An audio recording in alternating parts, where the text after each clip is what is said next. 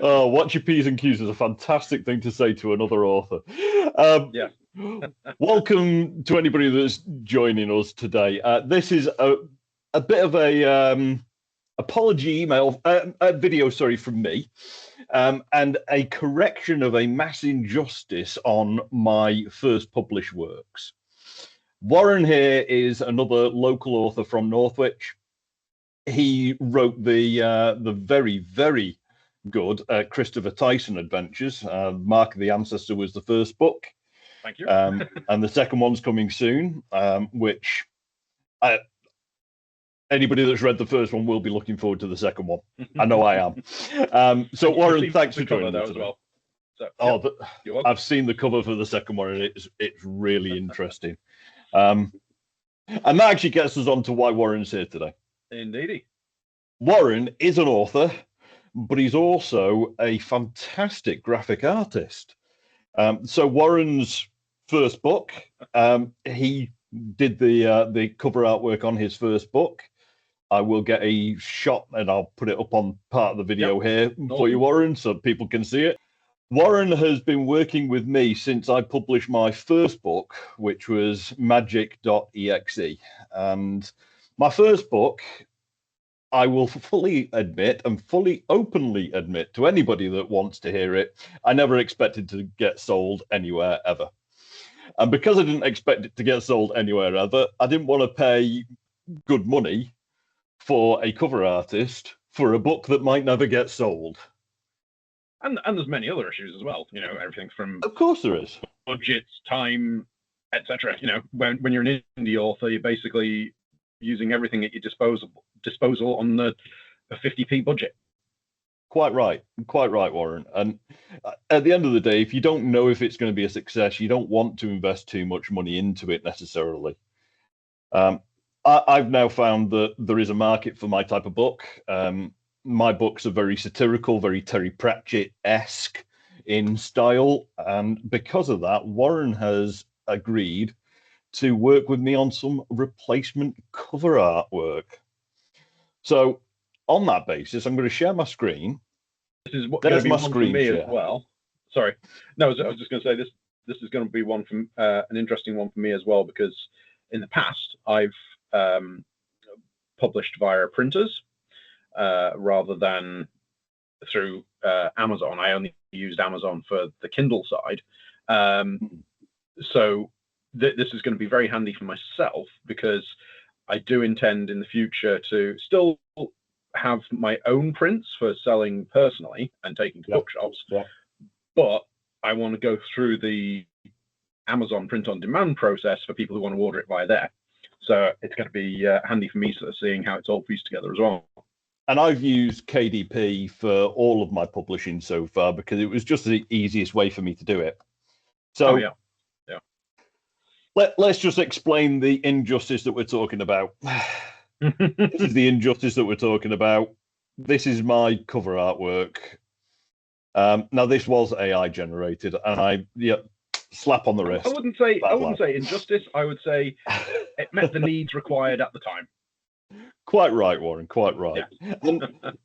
In fairness, there is nothing on this cover that I didn't specifically want to be there when I was first doing this.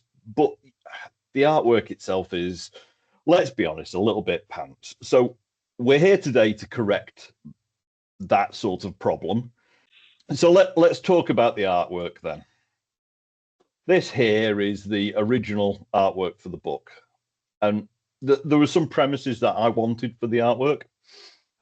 For instance, this fade from orange over to blue is very relevant to the book itself, because that's a transformation from a magic chaos world into a magic hidden world, which if you read the book, you'll kind of understand that. The frogs, believe it or not, do factor into the storyline. So does the AI robot that you can see there. I'm not going to explain that any further in case you want to go and read the book. You don't want to give away too much of the plot. Exactly. But Warren has read the book. More importantly, Warren's read the book. He really enjoyed it. And he's done some artwork for me, which this is the premiere showing of that, and here it is. I'm blown away with this particular piece of artwork, Warren. I really am. Thank you. The details are fantastic.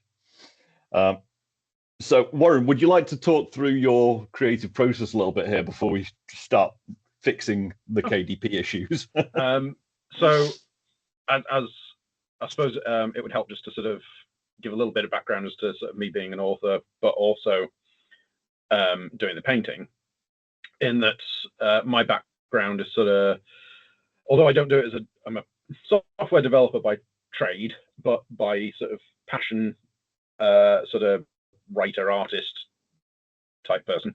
And I originally studied things like product design, and I went to art college back at uni. So I've always loved and enjoyed sort of illustration and designing stuff, especially movie concept art and classic book art. I mean, put it this way, just as you can obviously see behind me, classic movie posters and paintings. And then literally within reach of my desk, you've got everything from Chris Foss, classic sci-fi book cover artist, right through to, let's see, Drew Struzan, possibly like the greatest movie poster artist, along with people like Renato Casaro and the type.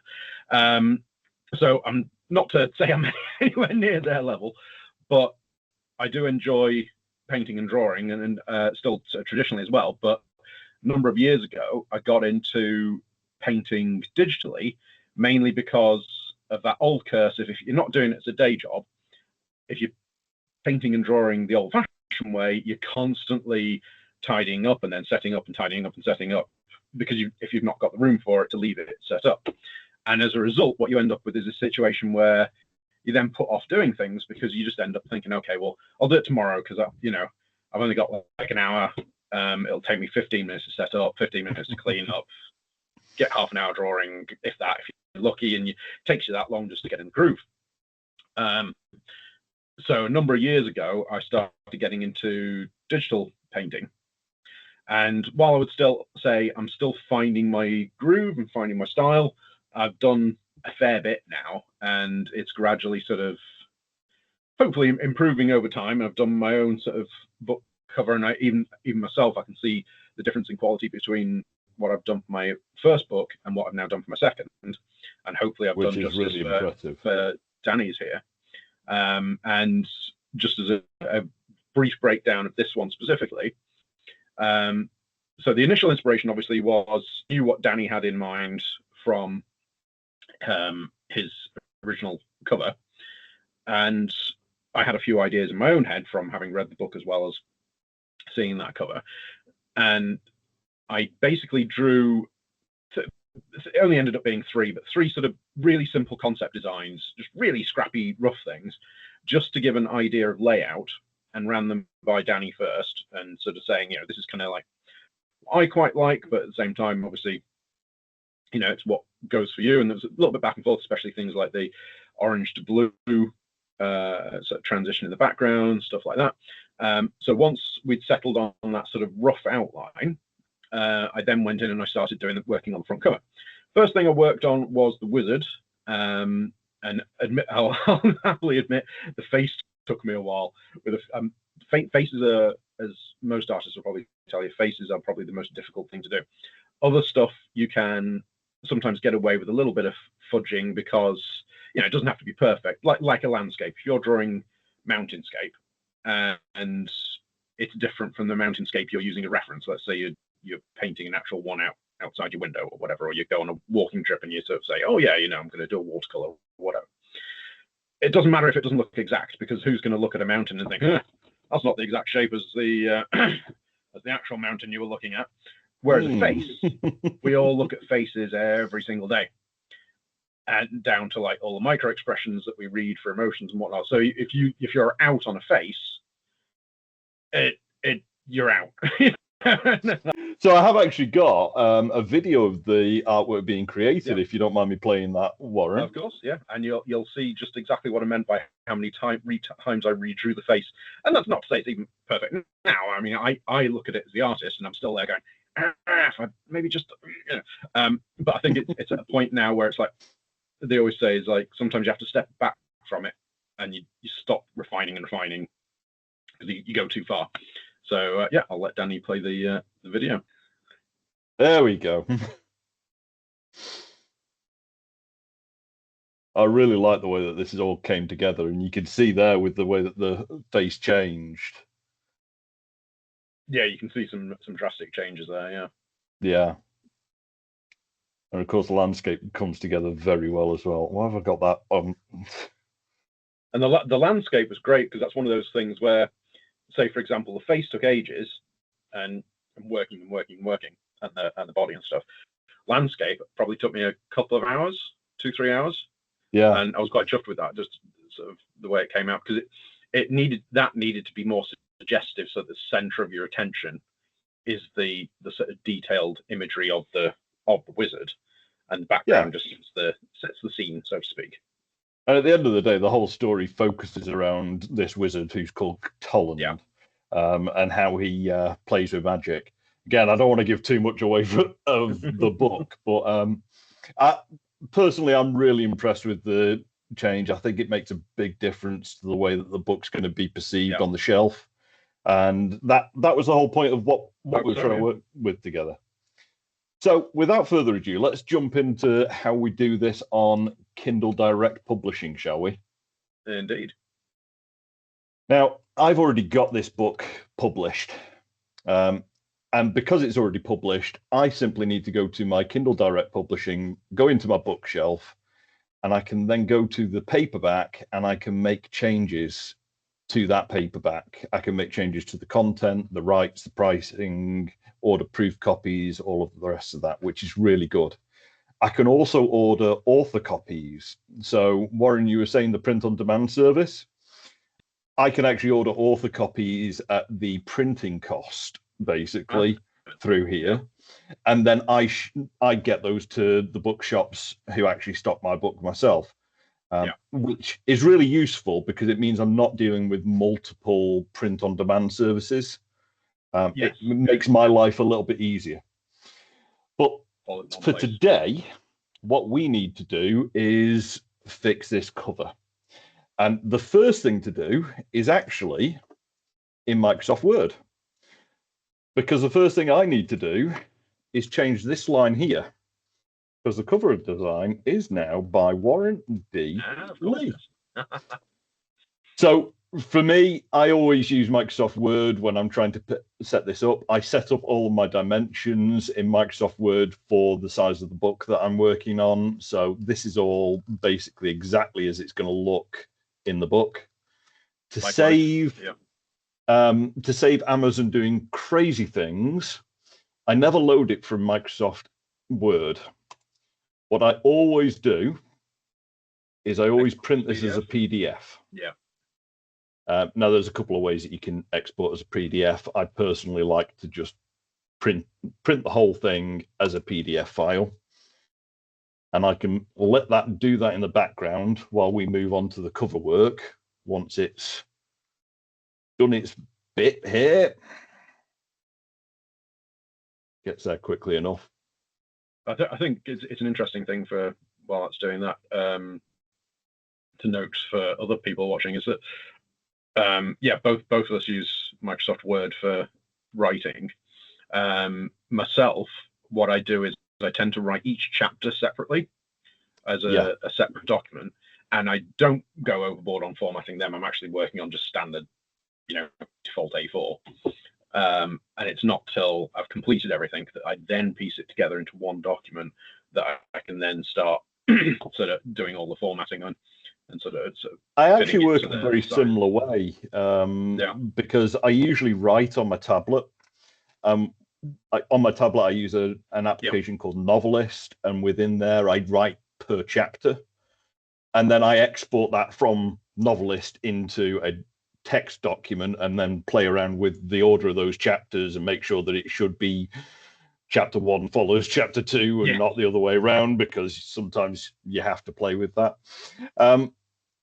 But yeah, that's exactly the way that I work as well. And I found a lot of authors do work in a similar fashion to that, which I is should try quite that cool. software though, because the other one I keep hearing about and thinking I should try is like Scrivener or something like that, because I have a lot of world building notes and sort of general sort of chapter breakdown notes and all that kind of thing, which Scrivener for me is a bit. Yeah, Scrivener for me is a little bit complicated for most independent authors, I think. And don't get me wrong, some people can get used to it, and good luck to you if you do.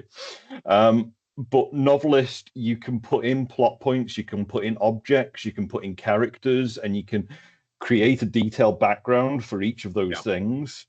But then when you start writing, you're writing in individual chapters, which I personally just find a little bit better. I think I'll have to give that a go actually for my for book 3. Be quite happy to give you a run through of what I've learned on that one so far, and go from there. So, right, yeah, we're now in KDP here. So the first thing is your paperback details. Now, some of these things you can't change once you set the book up. So I cannot change the book title. I cannot change the subtitle. I can't change the size of the object or the edition number or anything else like that. They're all sort of set in stone. Yeah. What I can do is I can add an illustrator, which is very important. So we're going to add a Mr. Warren D. Lee into there as our illustrator. I also noticed earlier a typo in my description, which I'm taking the opportunity to correct without pointing out to too many people. It does give me the opportunity to change some other bits and pieces here, such as the categories or the keywords that I use. Yeah. I'm not doing any of that today because I'm comfortable with all of that. So I'm literally save and continue. Takes a moment, but it does get there. Okay, here we go. So paperback content. I actually use my own ISBN numbers. So this is the ISBN number that I've got for this particular book. Yeah. You can get a free KDP ISBN if that's the way you want to do it, but personally, I like having my own. Likewise, I bought myself the old. I don't know if you did the same thing. The old batch of 10, which you get from. That's exactly what I did. Again, some of these things I can't change on here. I can't change the trim size. I can't change bleed settings and things. But that's fine because I've got all of those sorted anyway. I have got an updated manuscript and I can upload that updated manuscript. Now, as it turns out, the only update that I've got in this instance is naming Warren as my illustrator, which, again, takes a moment. Once it's been loaded, Amazon will do their checks on it after we've gone through this process. But all I care about at the moment is loading that in. I think I think a lot of its checks are around the fact that make sure you're not like drastically precisely. Sort of, it's like you've made out that you're publishing one thing and suddenly you've swapped over to. That's exactly what it is. Mostly, you're right. So the next one is Cover Creator. Now you can actually upload a print-ready PDF, but if you do that with KDP, I found that becomes a little bit temperamental, let's say. Yeah. So I prefer to use the Cover Creator. Now this will open in a new window usually. No, it's not going to today. This is really straightforward. So I can go through everything on this, from creating all the texts to actually getting the final preview. Now, I'm not going to go through all of that at the moment because I know what I want to be doing here. So the first thing I want to be doing is correcting that typo. So that's easily sorted. The second thing I'm going to do is choose a new cover image. It does look like it's got the bleed areas as well in there. It does, yes. I remember us discussing, Yeah, it does deal with all the bleed areas, and it does deal with the spine and everything else. Yeah. Which is very good. Now that may be something. We'll see how it sits, but we may need to do a very quick edit to churn it out with the text slightly repositioned and things. Well, this is it, and this is where we've got some options. So Warren has kindly given me 3 versions of this cover. The first version has got the spine details and the title and author name. Now, I can actually load that one, and we can try and play around to see if that will work with the bleed margins that we've got here. And straight away, it doesn't really. Yeah, I can resize this a little bit, but if I resize this so that actually it fits that way, the bleed areas come into this.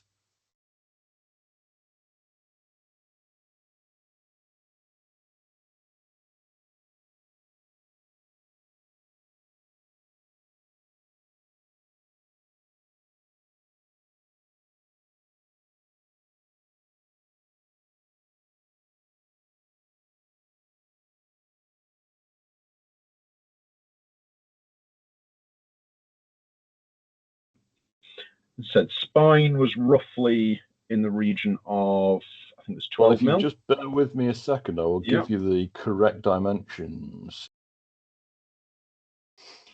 This is actually quite useful from a KDP point of view as well, because I can put in all of these dimensions. It will then give me a KDP image. Okay. More importantly, it's also given me all of the description criteria up here, including the spine width, height, everything else.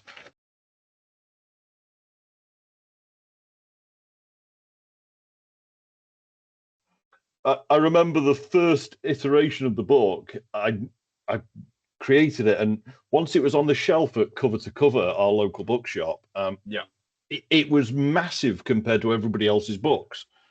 And I just thought, no, that doesn't look right. So I purposely recreated it at this 5x8, which, that works a lot better from a book size point of view.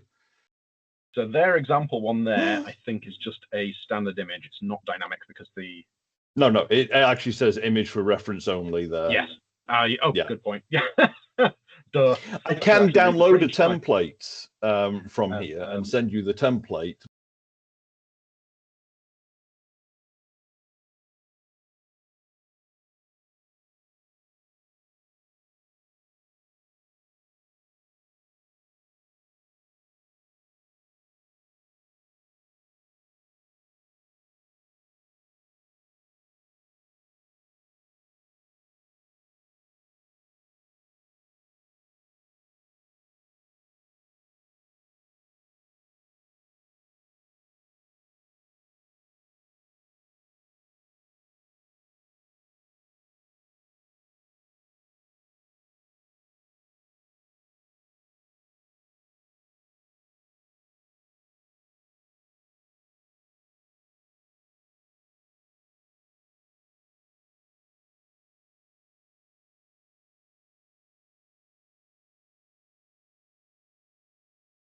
We'll come back to our cover creator at this point then. Yeah. And as I was saying earlier, the cover creator is quite useful, and we're going to very quickly build this based on the image that Warren has created for me.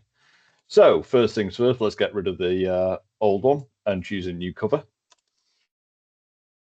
It gives me the ability to now reposition the image as such, so that it works better with the dimensions that are given. Warren, cool. Thanks very much for your efforts on this. It has been fantastic. And thanks very much for the artwork and talking us through your creative process. And I'll look forward to talking to you more about your book, the second one in your series, once that becomes available. Excellent. Superb. And look forward to seeing the actual printed version of the cover. Quite right. Thanks very much, Warren. Have a great day, mate. Have a good one. Bye. Bye bye.